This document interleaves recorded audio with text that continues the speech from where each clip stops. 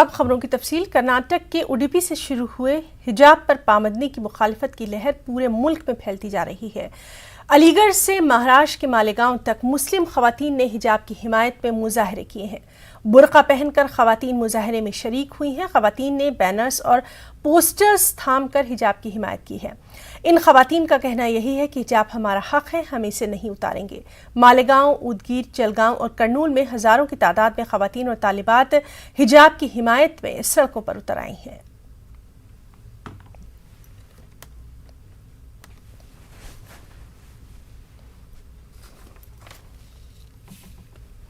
कर्नाटक के Udupi women's college में हिजाब तनाज़े को लेकर उडुपी के बीजेपी रुकने असेंबली के रघुपति भट्ट का एक बयान सामने आया है। रघुपति भट्ट के मुताबिक कॉलेज में हिजाब के लिए एहतजाज करने वाली तालिबात का ताल्लुक CFI की तलबा तंजीम CFI यानी कैंपस फ्रंट ऑफ इंडिया से है। रघुपति भट्ट के मुताबिक एहतजाजी तालिबात मासूम है, लेकिन CFI के कंट्रोल में है। उन्हें नामालूम मुकाम पर खास ट्रेनिंग दी गई है। Raghupati Bhatt women's government PU college के कॉलेज डेवलपमेंट कमेटी के सदर भी हैं। They want a political gain in this. That is their political game. Unfortunately, our 6 girls and their parents are innocent, but they have been in their control. I don't know how or why. That is in the investigation. It will come. I already spoke it. No, they had a special training. All these things, and also about their tweets. These 6 girls have been given special 12 girls have been undergone a special training in the hidden place. That is the result of this. Then out of that 6 came back because of their parents are good, they don't allow them. So out of that we got a information. So I have written it to all Home Minister Karnataka. So there he will investigate it. So that girls also, if you see, I told it, even after their contact, they have opened the Twitter account in the October end and November. If you see their activated accounts, these my students, all our campus fronts, what agendas have been forwarded. रियासत कर्नाटक के उलमाए कराम ने हिजाब पर जारी तनाज़े पर अपने अफसोस का इजहार किया है। बेंगलुरु में मस्जिद जाफर सादिक में जश्न ख्वाजा गरीब नवाज रहमतुल्लाह अलैह का इनेकाद अमल में लाया गया। उलमाए दीन ने इस्लाम में पर्दे और हिजाब की अहमियत और ज़रूरत पर ख़ास रोशनी डाली। हुकूमत को पैगाम दिया कि वो समाज में नफरत फैलाने वाले, शर फैलाने वाली तंजीमों के खिलाफ सख्त कार्रवाई करे। उलमा ने कहा कि सदियों से मुस्लिम खवातीन हिजाब की पाबंदी करती आ रही हैं। अब अचानक ये पाबंदी क्यों, जबकि पुराने कानून और अहकामात में किसी भी तरह की रुकावट मौजूद नहीं थी। हमारी बेटियां, हमारी बहनें इससे पहले भी इन कॉलेजों में जाकर के बुर्का पहन करके क्लास अटेंड करती थी, निकाब हिजाब में रह करके ऑफिसों को जाती है, हर काम करती हैं। खामखा सियासी मफादात के लिए, अपना उल्लू सीधा करने के लिए और 2 बड़ी कम्युनिटी में हिंदू मुस्लिम में टकराव और तनाव पैदा करने के लिए पर्दा, हिजाब और निकाब का मसला उठाया है। ये हक है हिजाब हमारी माँ और बहनों का, उनका हक न छीने। और ये आज का नहीं, 1400 साल पुराना कानून है हमारी शरीयत का।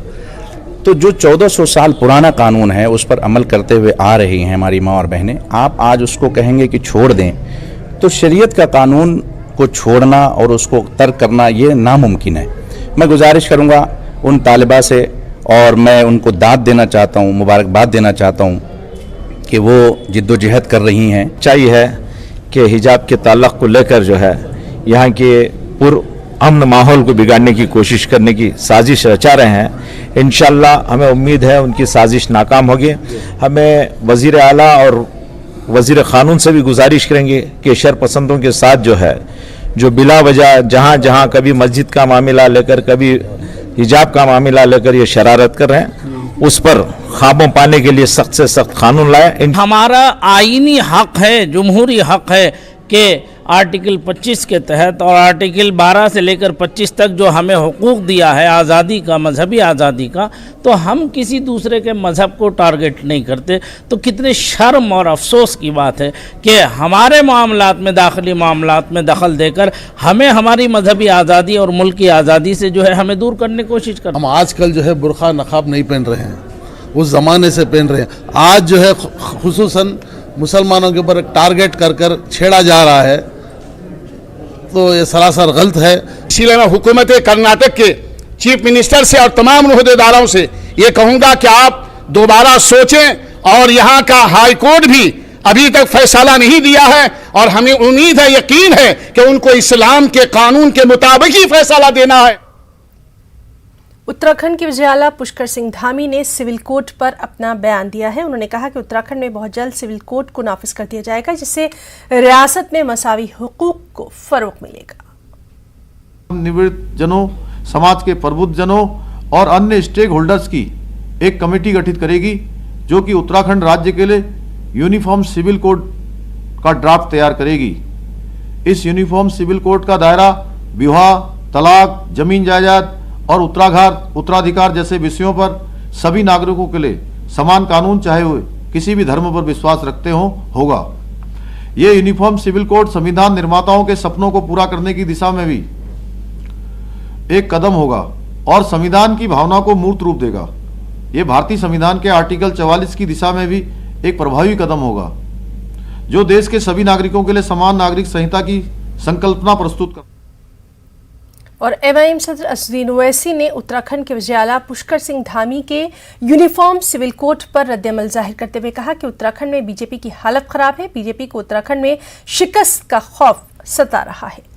यूनिफॉर्म का मतलब ये नहीं है कि कॉमन हो, और उन्होंने ये भी कहा कि जो भी आप कह रहे हैं, बाबा साहिब ने कहा था कि ये वॉलंटरी होना चाहिए, मैंडेटरी नहीं होना चाहिए। तीसरा यह है कि एमआईएम पार्टी का मानना यह है कि यूनिटी एंड डाइवर्सिटी। डाइवर्सिटी के माने क्या है? डाइवर्सिटी के माने यह है कि एक one size will not fit everyone. तो भारत देश में कई कल्चर्स हैं और आर्टिकल 29 जो है एक एब्सोल्यूट राइट है, फंडामेंटल राइट है। आर्टिकल 29 ये कहता है कि हर व्यक्ति को, हर समाज को अपने कल्चर को प्रिजर्व और प्रैक्टिस करने का इख्तियार है। आप कैसे वायलेशन करेंगे आर्टिकल 29 का? डायरेक्टिव प्रिंसिपल में ये नहीं लिखा हुआ है कि वेल्थ जो है नेशन में इक्वली डिस्ट्रीब्यूट हो? उसके ऊपर क्या कर रहे हैं आप कुछ नहीं कर रहे। क्या भारत के डायरेक्टिव प्रिंसिपल लिखा हुआ नहीं कि साइंटिफिक टेम्परामेंट डेवलप करो? उसके लिए क्या कर रहे हैं आप? एमआईएम पार्टी इसको एक महज एक शकूफा जुमला समझती चुनाव से पहले, क्योंकि बीजेपी उत्तराखंड में हार रही है, जमीन खिसक रही है, इसीलिए इस तरह की अनाप शनाप बातें कर रहे हैं।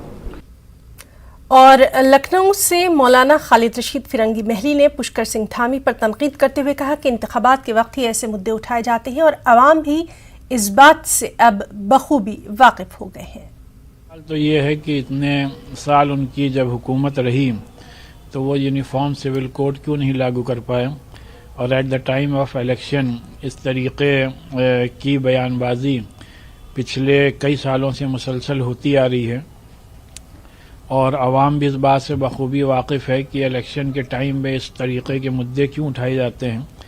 और जहाँ तक यूनिफॉर्म सिविल कोड का ताल्लुक़ है तो यूनिफॉर्म सिविल कोड दर हकीकत अपनी multi religious multi cultural society में इम्प्लीमेंट ही नहीं किया जा सकता, क्योंकि अगर आप हमारे हिंदू भाइयों में देख लीजिए तो अलग अलग कास्ट हैं, अलग अलग लोगों की अक़ीदतें और मान्यता है। उसी तरीके से सिखिज़म में भी, क्रिश्चियनिटी में भी, मुसलमानों में भी सबकी अलग अलग अपने मज़ाहिब के एतबार से लोगों की अलग अलग रवायतें हैं। लिहाजा किसी भी तरीके से अपने इस मुल्क में यूनिफॉर्म सिविल कोड को प्रैक्टिकली इम्प्लीमेंट नहीं किया जा सकता है, जहाँ पर कि हर 100 किलोमीटर पर आप अगर देख लें तो ट्रेडिशन भी और कल्चर भी और लिविंग स्टाइल भी तब्दील हो जाते हैं। लिहाजा अपने मुल्क की जो खूबसूरती है वो यही है कि जिस तरीके से लोग अपने अपने मज़ाहिब पर अपने अपने मजहबी अक़ीदों से अमल करते आ रहे हैं, वही सिलसिला।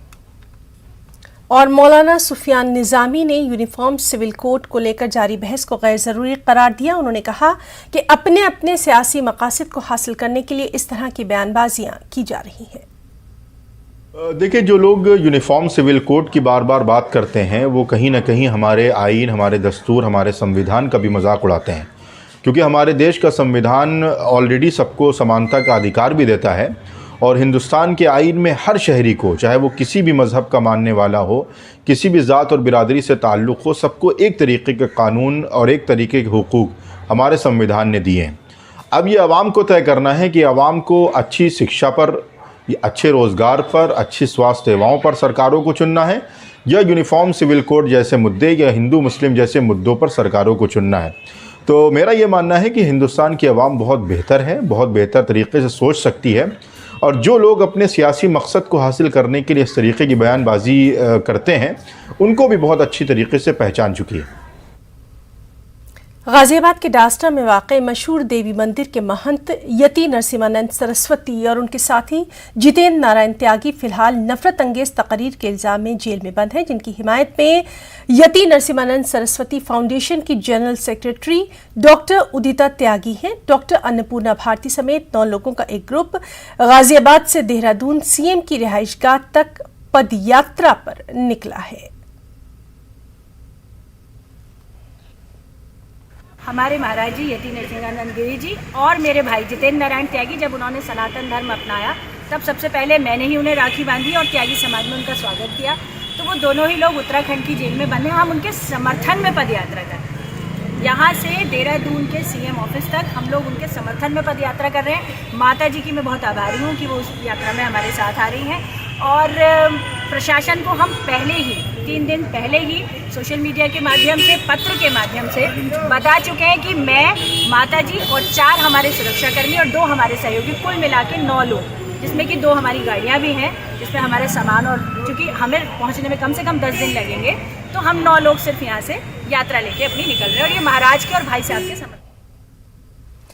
वज़ीर-ए-आज़म नरेंद्र मोदी ने उत्तराखंड में अवामी रैली से खिताब करते हुए अपोजिशन पर तनकीद की। पीएम ने वैक्सीन को लेकर अपोजिशन पर अवाम को गुमराह करने का इल्ज़ाम लगाया और कहा कि ये दहाई उत्तराखंड के अवाम के लिए बेहद अहम है। ये लोग नहीं चाहते थे कि उत्तराखंड में फिर से, भाइयों बहनों, ये ऐसे विकृत राजनीति वाले लोग हैं कि वे अपने राजनीतिक स्वार्थ के लिए औरों का बुरा सोचते हैं, बुरा देखते हैं। ये लोकतंत्र में नहीं चल सकता है। भाइयों बहनों, वो तो नहीं चाहते थे वैक्सीन लग जाएगी तो फिर बद्रीनाथ, केदारनाथ, मसूरी, नैनीताल यात्री आना शुरू हो जाएंगे, टूरिस्ट शुरू हो जाएंगे, तो फिर उनकी राजनीति की खिचड़ी कैसे पकेगी। और इसलिए वो लोगों को वैक्सीन के लिए गुमराह करते थे। ये नहीं चाहते थे कि वैक्सीन का कवच पाने के बाद रोजगार और उद्योग धंधे फिर से चल पड़े। आप उधम सिंह नगर के लोग तो अच्छी तरह समझते हैं कि इन्होंने कितना खतरनाक खेल खेला और इसके पीछे की सबसे बड़ी वजह जानते हैं क्या थी। ये सोचते थे कि सब कुछ पटरी पर आ जाएगा तो ये मोदी को गाली कैसे देंगे, फिर ये भारत को बदनाम कैसे करेंगे। लेकिन ये लोग उत्तराखंड का सामर्थ्य भूल जाते हैं। मेरे प्यारे भाइयों बहनों, ये दशक उत्तराखंड का दशक है। ये 10 साल उत्तराखंड के लिए बहुत महत्वपूर्ण है। आज जो 18 साल के नौजवान हैं, बहनें, बेटियां हैं, उनके लिए ये 10 साल उनकी जिंदगी का भी महत्वपूर्ण अवसर होता है। हमारा देश, हमारा उत्तराखंड ऐसे लोगों के रोकने से रुकने वाला नहीं है। उत्तराखंड असेंबली इंतखाबात की वोटिंग से पहले लफ्जी जंग उरूज पर है। कांग्रेस जनरल सेक्रेटरी प्रियंका गांधी वाड्रा ने खटीमा में अवामी रैली से खिताब करते हुए बीजेपी पर निशाना साधा और कहा कि पूरे मुल्क की पॉलिसियां सिर्फ 2 सनतकारों के लिए चल रही हैं जो वज़ीर-ए-आज़म नरेंद्र मोदी के दोस्त हैं। प्रियंका गांधी ने कहा कि जब बजट आता है तो गरीबों, किसानों, मुतवस्सित तबके, छोटे और दरमियाने दर्जे के ताजिरों के लिए कुछ नहीं दिया जाता, जबकि वो मुल्क की रीढ़ की हड्डी की हैसियत रखते हैं। रद्द करने के बाद भी जब इनसे पूछा गया कि जो शहीद किसान हैं उनके लिए आप क्या करेंगे, उन्होंने कहा शहीद किसान तो है ही नहीं, सूची ही नहीं है हमारे पास, हम क्या करें मदद उनकी। तो नियत समझ लीजिए। आपके यहाँ भी आवारा पशु की बहुत बड़ी समस्या है, उसे सुलझाने के लिए क्या किया? कुछ नहीं। बेरोजगारी की बात करते हैं, बड़ी बड़ी संस्थाएं हैं BHEL जैसे, रेलवेज जैसे, जहां से बहुत रोजगार मिलते हैं। सरकार क्या कर रही है? इन्हें बेचने की योजना बना रही है। किसको बेचेगी? उन्हीं 2-3 उद्योगपतियों को जिनको पूरा किसान कानूनों से फायदा होने जा रहा था, उन्हीं को बेचने जा रही है। देश के सारे बंदरगाह किसको बेचे? किसको? देश के सारे हवाई अड्डे किसको बेचे? देश की सारी मीडिया किसके पास है? देश का पूरा पेट्रोलियम, टेक्नोलॉजी, ये सब किसको दे रहे हैं? तो इन 2 लोगों के लिए, इन्हीं 2 उद्योगपतियों के लिए जो प्रधानमंत्री जी के मित्र हैं, उनके लिए पूरे देश की नीतियां चल रही हैं।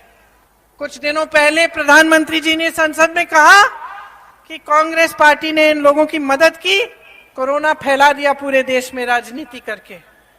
तो हम क्या करते, मैं पूछना चाहती हूं। आपके भाई बहन सड़क पे चल के आ रहे थे, पैदल आ रहे थे, कोई सुविधा नहीं थी, कोई साधन नहीं था। क्या हम उनको ऐसे ही छोड़ देते?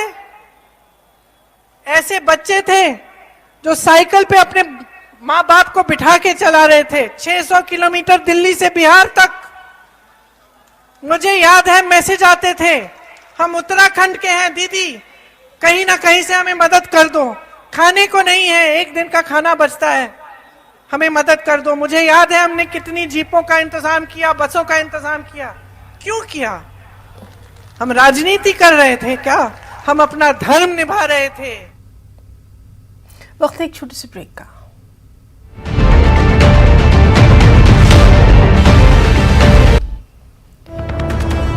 तो इस वक्त की एक बेहद अहम खबर, अफसोसनाक खबर आपको दे दें। राहुल बजाज का इंतकाल हो गया है। 83 बरस की उम्र में उन्होंने अपनी आखिरी सांस ली। बजाज ग्रुप के चेयरमैन थे राहुल बजाज, पद्म भूषण से भी सरफराज थे राहुल बजाज। तो मशहूर सनतकार, मारूफ बिजनेसमैन राहुल बजाज के इंतकाल की खबर है। 83 बरस की उम्र में उनका इंतकाल हुआ है। मशहूर बजाज ग्रुप के चेयरमैन थे राहुल बजाज और पद्म भूषण से भी सरफराज थे राहुल बजाज। तो पुणे में उनका ये इंतकाल हुआ है। जो खबर आ रही है उसके मुताबिक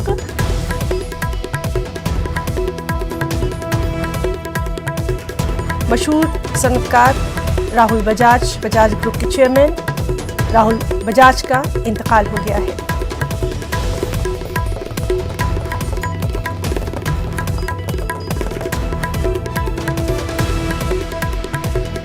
तो मारूफ सनतकार राहुल बजाज का इंतकाल हो गया है। 83 बरस की उम्र में उन्होंने आखिरी सांस ली। बजाज ग्रुप के चेयरमैन थे राहुल बजाज, पद्म भूषण से भी सरफराज थे। और हम सभी जानते हैं कि किस तरह से Bajaj auto, Bajaj finance company और कई अहम सनतों के वो मालिक थे राहुल बजाज। अब उनके इंतकाल की ये खबर है।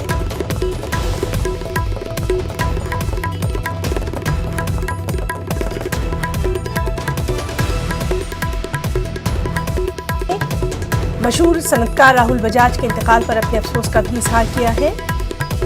83 बरस की उम्र में राहुल बजाज का इंतकाल हुआ है। बजाज ग्रुप, मशहूर बजाज ग्रुप के साबिक चेयरमैन थे राहुल बजाज। पद्म भूषण से सरफराज थे राहुल बजाज। तो 83 बरस की उम्र में मशहूर सनतकार राहुल बजाज, जाना पहचाना नाम मुल्क का, उन्होंने सनत को एक नई ऊंचाइयां बख्शी थी। खबर यही है कि पुणे में उन्होंने अपनी आखिरी सांस ली। तो मशहूर सनतकार, मारूफ सनतकार राहुल बजाज अब हमारे बीच नहीं रहे।